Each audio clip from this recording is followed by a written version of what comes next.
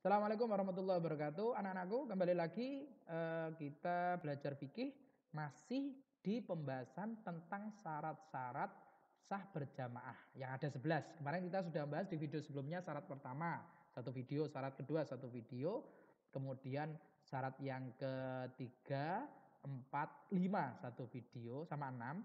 Sekarang kita akan membahas syarat yang ketujuh. Nah, di video yang keempat kali ini kita akan membahas syarat yang ketujuh, ya video keempat dari syarat-syarat sahnya berjamaah. Kalian sudah siap? Oke, baik, disiapkan kitabnya, pulpennya, dimaknai kitabnya, dicatat hal-hal yang penting. Mudah-mudahan walaupun kalian di rumah, kalian tetap bisa mengikuti pembelajaran ini dengan sebaik-baiknya. Ya, amin Allahumma amin. Kita mulai Al-Fatihah biniyati ta'alum wa ta'lim wal ifadah wal istifadah. Walhasu ala tamassuki bi kitabillah sunnati Rasulillah Al-Fatihah. A'udzubillahi minasyaitonir rajim. Bismillahirrahmanirrahim. Alhamdulillahirabbil alamin arrahmanirrahim maliki yaumiddin. Iyyaka na'budu wa iyyaka nasta'in ihdinas siratal mustaqim siratal ladzina an'amta 'alaihim ghairil maghdubi 'alaihim waladdallin amin. Bismillahirrahmanirrahim. Wa qala mu'allif rahimahullahu taala wa nafa'ana bihi bi ulumi fid dharani amin. Wa qala radhiyallahu anhu faslun wa min ba'di suruti kedua dan termasuk syarat-syaratnya berjamaah. As-sabi yang nomor 7 adalah wa ayyajtami'a fi masjidin au fi salasimi'ah dira'in taghriban. Syarat yang ketujuh adalah wa ayyajtami'a dan berkumpul mereka berdua yaitu imam dan makmum fi masjidin di dalam sebuah masjid. Au fi salasimi'ah dira' atau di jarak 300 dira'. Satu dirok itu kurang lebih sekitar setengah meteran. Sehingga kalau 300 dirok itu 150 meter. Yang kedua, aufis salah simi'ah dirok atau imam dan makmum ini ada di jarak 150 meter. Takriban perkiraan. Yang pertama adalah berkumpulnya imam dan makmum di masjid. Jika keduanya ini ada di masjid, tidak ada pembahasan mengenai jarak. Walaupun keduanya ini dipisahkan dengan jarak 1 kilo misalnya. Imam diukur pakai meteran jaraknya dengan makmum ternyata 1 kilo. Ini tetap sah. Tidak ada masalah. Misalnya jadi jarak antara imam sama makmum. Atau jarak antara makmum terakhir dan dia. Nah, misalnya ada masjid luas, Masjidil Haram. Masjidil Haram misalnya atau masjid yang gede luas banget.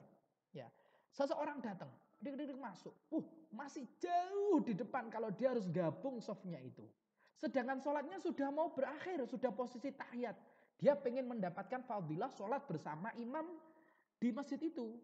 Kemudian dia langsung duduk mengikuti dan jaraknya masih jauh dengan makmum yang terakhir. Selama ini ada di masjid, maka tidak ada syarat jarak. Walaupun 10 kilo, walaupun 50 kilo, selama masih bisa melihat, mengetahui dengan melihat gerakan imam atau sebagian orang yang mengikuti imam kemarin, penjelasan kemarin di video sebelumnya dan juga mendengarkan. Ya. Selama masih mengetahui sah. Berbeda jika salah satunya imam atau makmum atau keduanya ada di selain masjid. Misalnya imam di masjid, makmumnya di luar masjid, sholat Idul Fitri. Imamnya ada di dalam, makmumnya di jalan-jalan. Atau kebalikannya, makmumnya ada di masjid, imamnya ada di luar. Misalnya kembali lagi sholat Idul Fitri, ada yang makmum imamnya itu di lapangan. Nah ini saking banyaknya sampai makmumnya ini masuk masjid. Sampai makmumnya masuk masjid. Misalnya. Atau kedua-duanya ada di luar masjid, di lapangan. Nah kalau salah satu dari imam atau makmum atau keduanya ada di selain masjid, musola masuk ya, selain masjid ya. Jadi musola itu bukan masjid. Selain masjid, maka disyaratkan jarak antara imam dan makmum atau antara makmum terakhir dengan makmum ini, dengan kita contohkan kita ya, kita jadi makmum. Jarak antara imam dan kita jika di luar masjid atau makmum terakhir dan kita tidak boleh melebihi 150 meter. Oke, kita contohkan di mana? Masjid Agung Tuban, ya. Kita contohkan Masjid Agung Tuban sholat Idul Fitri, Idul Adha, atau sholat Jum'ah. Oke, sholat Jum'ah, makmumnya meluber sampai di jalan raya. Di depannya pos itu, kantor pos itu. Kemudian habis itu tidak ditempati. Ada makmum lagi, dia di depan pintu pendopo. Sah tidak? Tinggal kita ukur makmum terakhir, kita tarik jaraknya dengan dia. Kalau makmum yang terakhir tadi, makmum terakhir dengan kita ya misalnya, oke kita ulangi, kita berdiri di pintu gerbang pendopo. Sedangkan makmum terakhirnya itu ada di depan kantor pos. Kita ukur makmum terakhir dan kita. Jika jaraknya kurang dari 150 atau kurang, maka sah. Tapi kalau jaraknya itu 150 lebih, maka tidak sah. Tidak sah. Oke, itu jarak antara makmum terakhir dan kita. Oke, misalnya makmumnya masih ada di masjid, makmum terakhir. Di halaman masjid. Maka yang digunakan mengukur bukan makmum terakhir, tapi pinggirannya masjid dengan kita. Kita ada di tengah-tengah alun-alun misalnya. Makmum terakhir itu ada di halaman masjid. Tapi masih ada sisa masjid. Nah, ngukurnya itu di pinggirannya masjid sampai kita. Jika 150 atau kurang sah. Jika lebih dari 150 maka jamaahnya tidak sah. Bisa dipahami? Oke. Begitu juga berlaku untuk imam. Imam di luar masjid. Oke, kemudian ada makmum, kemudian terpisah ini, tidak ada makmumnya sama sekali. Tidak ada makmumnya sama sekali. Ini jaraknya dengan makmum berikutnya atau dengan kita ada di masjid di belakangnya imam ini. Imam di lapangan ini belakangnya ada masjid. Iya kan? Di belakangnya ada masjid. Misalnya lapangannya ada di sebelah barat, masjidnya ada di sebelah timur. Ini sholat imamnya di lapangan sampai kemudian tidak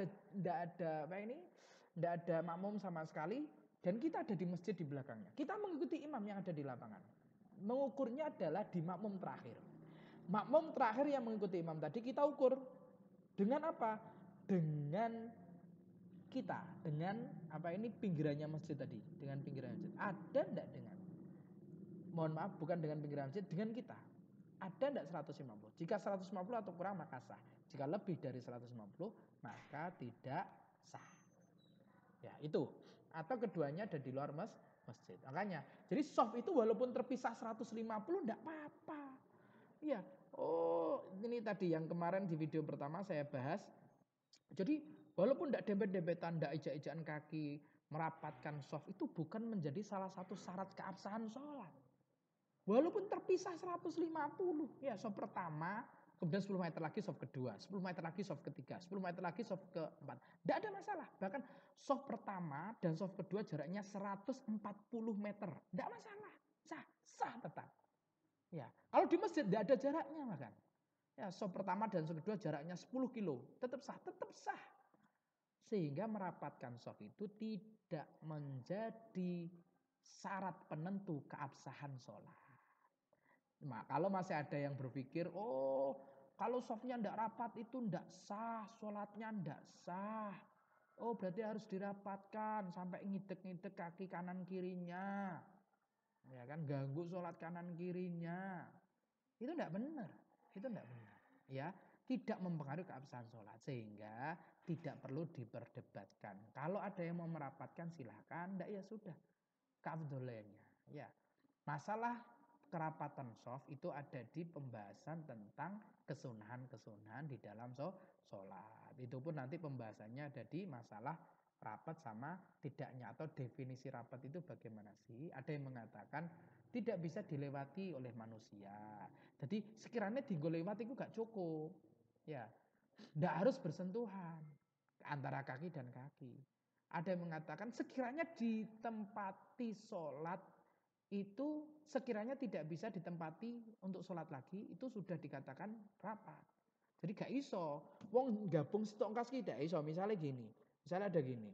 Ini ada jedanya. Ini kira-kira kalau jedanya ditempati sholat cukup enggak? Enggak cukup. Ya sudah itu berarti masih nyambung. Ada yang mengatakan demikian. Ada yang mengatakan Pokoknya bisa dilewati cukup. Tidak harus berdempetan seperti ini.